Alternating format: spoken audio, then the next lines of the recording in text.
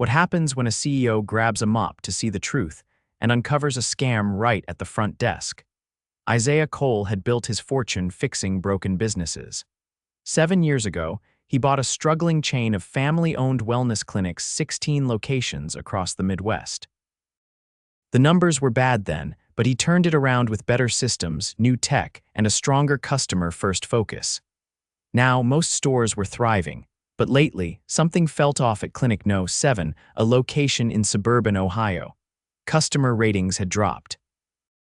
The numbers looked fine on paper, but the tone of online reviews had changed. Words like rude, confusing fees, and felt scammed kept popping up. His district manager, Patris, said it was just picky clientele. Still, Isaiah couldn't shake the feeling. He'd never met the staff at No. 7. Turnover had been high when he bought the business, and with so many stores, he rarely visited in person. It made the perfect spot to disappear into. He booked a motel down the road, shaved his beard, dyed his hair sandy brown, and wore thick glasses with a fake chin scar. He called himself Ian Clark, a new janitorial hire sent by a third-party temp service the company had recently contracted. No one questioned it. They'd started outsourcing cleaning 6 months ago. When he walked in that Monday morning, the place was clean but cold. The lighting was harsh and no one greeted him when he entered. A woman at the front desk glanced up and went back to her phone. Isaiah nodded politely. "Hey, I'm Ian, here to clean the lobby and bathrooms." The woman barely looked up. "Yeah, whatever, go ask Jules." "She's in the back." He found Jules, the assistant manager, hunched over a clipboard in the break room. She didn't seem bothered by his presence, just told him where the supplies were and waved him off. By 10:30, he was mopping the entrance tiles when a young woman walked in holding an appointment slip. She looked nervous, cradling her purse like it might slip away. "Hi, I have a 10:45 with Dr. Medna," she said gently. The receptionist, a sharp-looking woman in her late 30s with a navy blazer and a fake smile, turned toward her. Name, Olivia Ramirez. Isaiah slowed his mopping but didn't stop. The receptionist typed something quickly. "Okay, looks like you're scheduled for an initial consult. That'll be $75 upfront, and there's a $20 intake processing fee." Olivia frowned. "Wait, no one told me about that. I already paid the $75 online. Processing fees new. Everyone pays it. Cash or card? But the website didn't say anything. If you don't want to pay, you can reschedule." The receptionist shrugged. "But I can't hold your slot." Isaiah felt a tight burn in his chest. He turned, mop in hand, watching Olivia reach slowly into her wallet. I'm sorry, I didn't bring extra." "Then I'll have to cancel your appointment," the receptionist said flatly. "No, wait," Olivia said quickly, pulling out a worn debit card. "Can you charge it? I really need this appointment." The receptionist took the card without a word. Isaiah waited until Olivia sat down, then walked into the break room. Jules was still there, microwaving a burrito. "Hey," Isaiah said carefully. "That receptionist, what's her name?" "Lana." "Why?" "She charged a girl an extra fee that wasn't listed anywhere." Jules didn't even flinch. "Yeah, that's new. Lana says it weeds out the no-shows." Isaiah stared. "Is that standard?" Jules shrugged. "I don't know. She said corporate approved it." Isaiah said nothing and walked back out. He cleaned in silence the rest of the day, watching. Lana turned away walk-ins without checking the schedule, snapped at an elderly man who asked about his follow-up, and rolled her eyes when a mother came in with her toddler. But what stunned him most was how the others ignored it. Jules didn't step in. The nurses kept to themselves. Even the doctor barely looked up when Lana spoke. That night, Isaiah sat in his motel room staring at the ceiling. He'd trusted Patris to keep things running right, but this wasn't just bad attitude. This was stealing. He grabbed his notebook. Tomorrow he'd come early, and he'd be listening. Isaiah arrived before sunrise the next day, parked his rental car 2 blocks away, and let himself in through the back door with the janitorial keycard the temp agency had issued. The clinic was silent, the fluorescent lighting humming faintly overhead. He filled a mop bucket, placed it near the lobby, and sat on a bench just out of view. He didn't have to wait long. At 6:23, Lana entered through the front door, coffee in hand, Bluetooth earpiece in place. She didn't notice him. She walked straight behind the front desk. opened the cash drawer, and inserted a small white envelope. Then she tapped her phone screen twice and began typing rapidly on the keyboard. Isaiah stood slowly and began wiping down the glass entry doors. Lana glanced his way and spoke without looking. "Make sure you don't leave streaks this time. Last night the glass looked like it was cleaned with motor oil." Isaiah nodded once and continued, careful to keep his eyes on the reflection. She pulled a manila folder from under the desk, laid out 3 forms, and placed a small stack of index cards next to them. He caught a partial glimpse of one it wasn't company issued. By 7, Jules arrived, followed closely by 2 nurses. They greeted each other quietly and disappeared into the back. Lana barely acknowledged them. The first patient walked in at 7:30 on the dot, an older man with a slight limp. Isaiah recognized him from the day before. He stepped up to the desk, holding a folded piece of paper. "Morning," he said. "I'm here to pick up my lab results. I was told to come in today." Lana didn't lift her head. "Name, Gerald Thomas," she typed for a few seconds. "That'll be $25. Gerald blinked. "For my results, paperwork processing." "It's standard." He looked confused but slowly reached into his coat pocket. Isaiah watched as he unfolded a money clip, counted out 2 tens and a 5, and slid them across the counter. Lana took the cash, opened the envelope she'd placed earlier, and tucked it inside without so much as offering a receipt. By noon, Isaiah had witnessed 4 more patients charged unexpected fees. 2 paid, 1 left angry, and another sat in the waiting room for nearly an hour before giving up. None of these charges matched anything Isaiah had ever approved. He waited until the lunch lull before approaching the break room. Jules was eating a salad at the back table, scrolling through her phone. "Hey," Isaiah said casually, wiping the floor outside the doorway. "You got a sec?" Jules looked up without much interest. "What now?" "I noticed something weird," he said, keeping his tone light. "The front desk, those extra charges." "I thought standard fees were handled at checkout, not up front." Jules took a bite, chewed slowly, and spoke with her mouth half full. "Lana said corporate changed the policy last quarter, said it cuts down on no pays." He tilted his head. "You ever seen a memo on that?" "No." "But she's the one that talks to Patris. I don't ask." Isaiah nodded, then lowered his voice. "You ever think it's not real?" Jules looked at him blankly. "What are you talking about?" "I mean, I've worked other clinics, never seen this kind of fee structure, and she's taking cash, no receipts. No entries into the system." Jules laughed once. "Dude, you're a janitor. Why are you asking about billing?" The way she said it flat, dismissive, made Isaiah's jaw tighten. He swallowed it. "Just curious," he said. "Heard a few patients complaining. Thought maybe I missed something." "Stay in your lane," she said, turning back to her phone. By late afternoon, Isaiah had seen enough. He sat quietly in the storage closet, reviewing everything he'd documented: times, names, amounts. He didn't want to believe it, but the pattern was crystal clear. Lana was running her own cash system, likely pocketing hundreds a week. Worse, no one seemed to care enough to question it. At 4:15, a woman arrived carrying a baby in one arm and a diaper bag in the other. The infant was fussing, and the woman looked flustered. "I'm so sorry I'm late," she said breathlessly. "Traffic on 71 was awful. I have a 4 o'clock with Dr. Medina." Lana didn't even glance up. "Appointment windows closed, but it's only 15 minutes. Policy is 10. You want to reschedule, go online." "I came all the way from Groveport," the woman said, her voice rising slightly. "My pediatrician referred me here. I had to arrange time off work. I don't make the rules," Lana cut in. "You were late, don't blame me." The baby started crying louder. The woman looked down, trying to bounce him gently, but her eyes were wet. Isaiah stepped forward.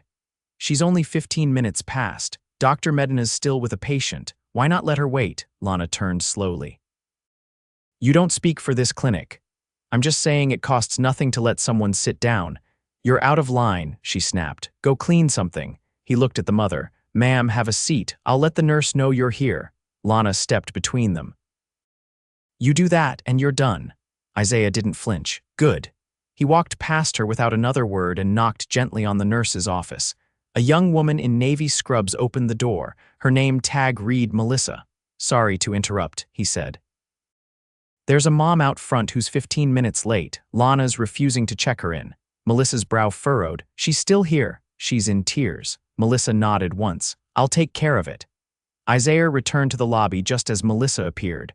Hi, you must be Amanda, she said warmly.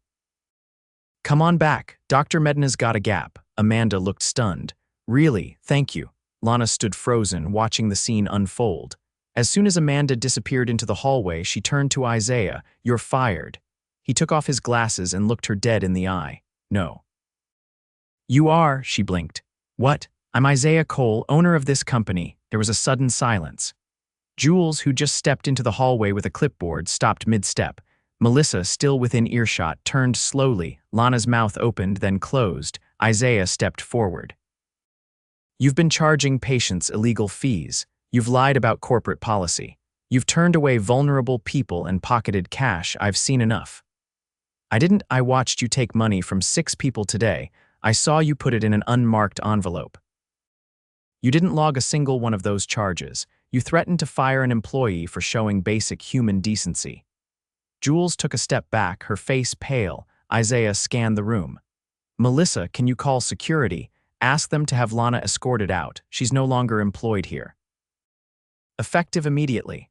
Lana's voice trembled. You can't, I just did. He turned to Jules. You knew, you didn't stop it, you didn't report it, you enabled it.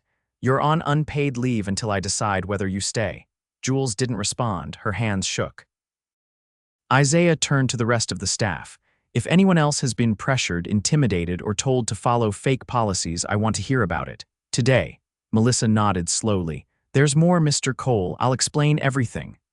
Isaiah exhaled quietly. He looked around the clinic, the same space he'd once believed was serving people with dignity, and saw what it had really become. Tomorrow, he'd start fixing it. But first, he had phone calls to make. By the next morning, the staff at Clinic No. 7 arrived to find Isaiah already inside. He'd stayed late the night before, quietly reviewing security footage with the IT team he'd flown in from headquarters. Together, they had pulled 2 weeks of front desk surveillance and matched timestamps against the central billing system. The gaps were undeniable. Cash collected, no records entered, patients turned away prematurely. It hadn't just started this week, it had been going on for months. Now, Isaiah stood near the front counter, arms crossed, waiting. Melissa entered first. She paused when she saw him, then approached. I spoke with the others, she said. Some of the part-timers didn't want to get involved, but there's one nurse who has notes. She's been documenting things since winter. Is she here today? She works evenings. I can ask her to come in. Tell her she'll be paid for her time. And safe to speak freely. As they talked, Jules entered through the side door, slower than usual. She glanced around, unsure of where to go. Isaiah didn't acknowledge her at first. Instead, he turned to Melissa. Can you take over reception temporarily? She hesitated. I've never done that side of things. You're kind, organized, and you listen. That's more than enough. She nodded and moved behind the desk. Isaiah finally faced Jules. Office, he said simply. Jules followed him into the small manager's room behind the break area. He closed the door and remained standing. You're not fired, he began, but you're on thin ice. I need to know 2 things. Why didn't you report the fake charges? And why did you let someone like Lana dictate policy? Jules didn't sit either. Her eyes stayed fixed on the far wall. She told me she was sent by corporate, said she'd been hired to clean up the location. I figured she had authority. She was a receptionist. You were assistant manager. She had Patris's ear, Jules said, more quietly now. The first time I questioned a fee, Patris called me and told me to stop undermining her. Said if I caused waves, I'd be replaced. Isaiah's expression didn't change. Why didn't you call someone higher up? I didn't know who would listen. And honestly, I didn't want to lose the job. I've got 2 kids. I convinced myself it wasn't my fight. Isaiah nodded once. It became your fight the moment you watched it happen. I know, she said, her voice cracking slightly. I froze. He paused. You're off the clock for the rest of the week, not fired. But you're not stepping foot on the floor until I believe you can lead with integrity. Understood. She nodded silently and walked out. Isaiah stepped into the hallway and found Melissa already handling the front desk. A patient was filling out forms, and another waited patiently near the water cooler. The tension in the air had lifted slightly. but there was still a stiffness to the room, people unsure whether to trust the change. He turned to the hallway leading toward the exam rooms and caught the eye of Dr. Medina, who had just stepped out between patients. "Do you have a moment?" The doctor nodded. "Let's talk." They sat in Medina's office, both leaning forward slightly, the door closed behind them. "I need to understand something," Isaiah said. "Why didn't you step in?" Medina folded his hands. "I'm not proud of it, but I'll be honest, I tried. 2 months ago, I asked Lana to stop collecting cash directly. She told me to mind my lane, said she had clearance from Patris and that it wasn't my responsibility. And you accepted that." "I didn't want to. But I've been dealing with under-resourced shifts, rotating nurses, and a backlog of patients. I thought if I kept my head down, I could focus on care." Isaiah leaned back, processing. "But you saw patients being turned away." "I did," Medina said, "and I regret not walking it up the ladder. I didn't think anyone would back me up." Isaiah shook his head. "You should have called my office. I thought I'd be accused of overstepping." Lana was loud, confident, and she made it seem like she was untouchable. "I didn't know who was protecting her." Isaiah stood. "She was protecting herself. No one else." Medina stood too. "What happens now? I'm bringing in a new interim manager, someone from outside this location. You'll report directly to them for the next 90 days. If I don't see active collaboration and patient-first care, I'll reevaluate everything." "You included," the doctor nodded. "Understood." By mid-afternoon, a woman in a gray wool coat arrived, Veronica Hale, one of Isaiah's most trusted regional compliance officers. She had been flown in that morning, briefed, and asked to keep a low profile until now. Isaiah introduced her to Melissa and walked her through the break room where several staff members were gathered. "This is Veronica," Isaiah said. "She'll be overseeing operations here for the next 3 months. She has full decision-making power, and her only goal is to make this clinic what it should have been from the start." Veronica stepped forward. "Some of you may feel uncertain, that's fair, but I'm not here to micromanage, I'm here to rebuild. The fake charges stop. The intimidation stops. If you're here to put patients first, you'll have my full support. If not, you won't be here long."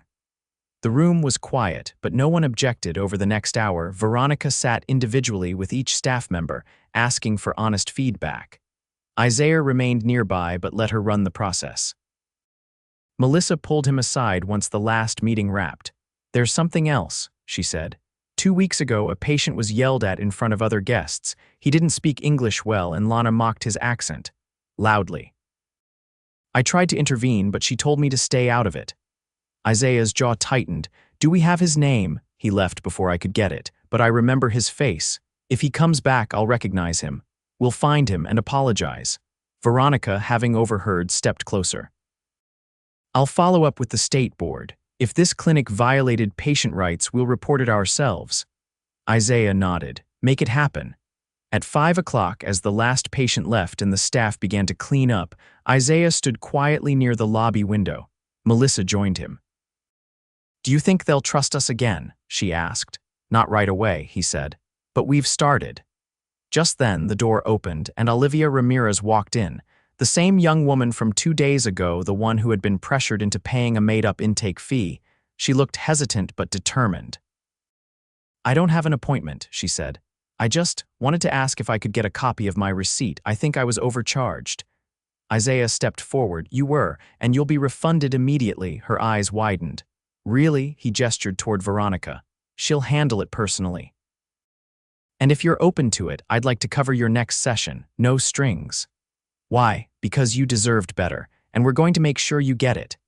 She nodded slowly, still unsure, but followed Veronica toward the counter.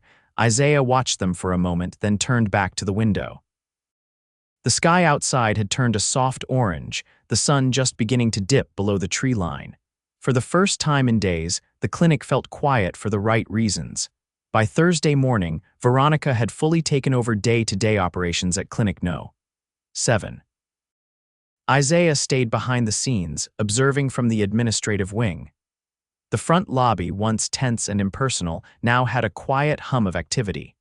Patients were greeted warmly, paperwork was processed without confusion, and for the first time all week, no one raised their voice. But Isaiah wasn't done. He scheduled an in-person meeting with Patris. She arrived late, walking in with the same breezy confidence that used to impress him during quarterly reports. Her phone was still in hand as she entered the office, where Isaiah waited alone. She didn't sit until he gestured. "I was told this was urgent," she said, crossing her legs. "Hope it's not another vendor pitch. I've been buried this week." Isaiah leaned forward. "I need you to walk me through your oversight process. Specifically, how you've managed Clinic 7 over the last 3 months." Patris tilted her head slightly.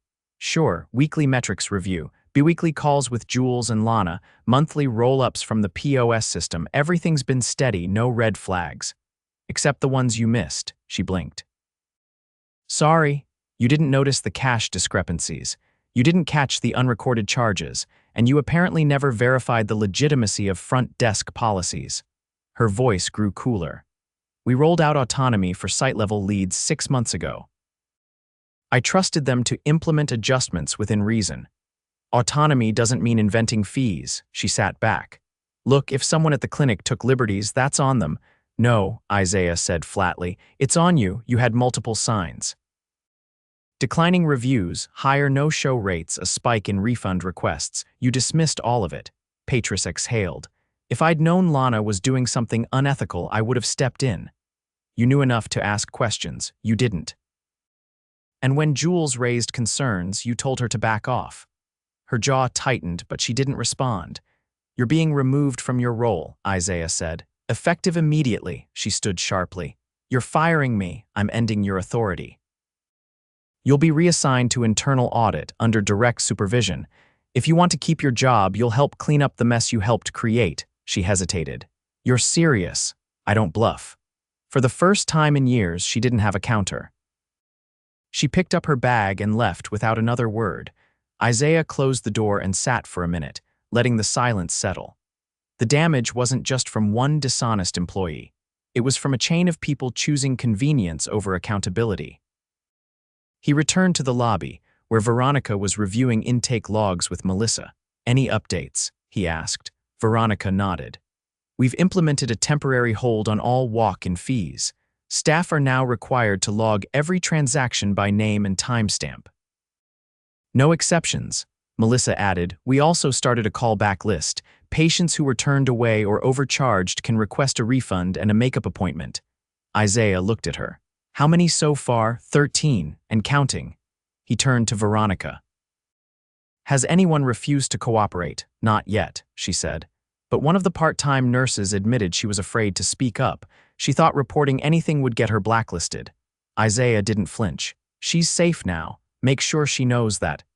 At noon, the waiting room filled again.